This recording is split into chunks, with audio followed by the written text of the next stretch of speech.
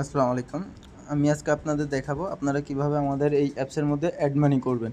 Add মানি করার জন্য সর্বপ্রথম আপনি উপরে দেখতে পাচ্ছেন আপনার ইউজার নেম লোগোটির পাশে যে ইউজার নামটি দেখতে পাচ্ছেন, ইউজার নেমের উপর ক্লিক করে দিবেন। দেন এখানে দেখবেন 4-5টা অপশন আছে, যেমন my profile, my orders, my add money history. অর্থাৎ এখান থেকে আপনি দেখতে পারবেন যে আপনার টাকাটি আপনার প্রোফাইলে অ্যাড হয়েছে কিনা।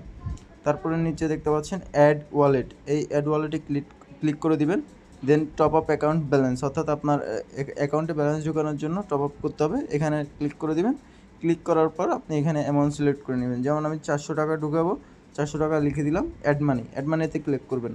দেন আপনি টাকাটি কিসে পাঠাবেন, বিকাশ, নগদ বা রকেট। আমি বিকাশে পাঠাবো, সেই জন্য আমি বিকাশ সিলেক্ট করে নিচ্ছি।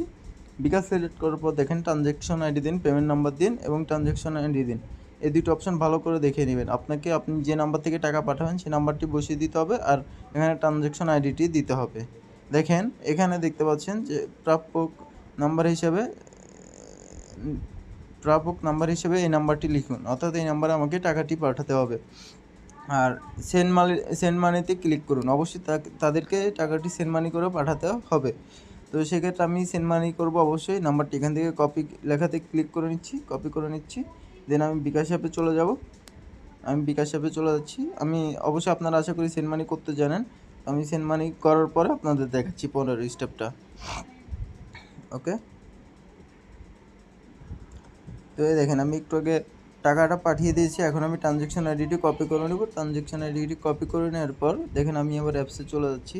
আমার যে নাম্বার থেকে টাকাটি পাঠিয়েছি সেই নাম্বারটা এখানে দিয়ে দিব। এখানে আমার যে নাম্বার থেকে টাকাটা পাঠিয়েছি আমি সেই নাম্বারটি দিয়ে দিচ্ছি।